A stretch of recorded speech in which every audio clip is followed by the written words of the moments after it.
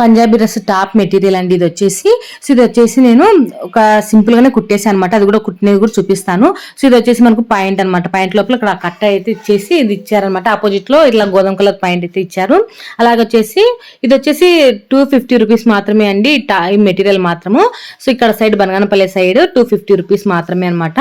So చూస్తారు కదా మనకు మెటీరియల్ అయితే ఇలా ఉంది. సో దీని అయితే నేను ఇట్లా టాప్ అయితే ఈ విధంగా స్టిచ్చింగ్ అయితే చేశాను. సో నెక్ దగ్గర మాత్రం ఇట్లా ఒక చిన్న డిజైన్ అయితే పెట్టేసాను అనమాట. హ్యాండ్స్ దగ్గర కూడా ఎల్బో హ్యాండ్స్ పెట్టమన్నారు. సో ఎల్బో హ్యాండ్స్ కి ఇక్కడ చిన్నగా అయితే పెట్టేసాను అనమాట. ఒక చిన్న డిజైన్ మాదిరిగా, అంతే, ఏం ఓవరాల్ అయితే ఏం పెద్ద డిజైన్ ఏం కాదు.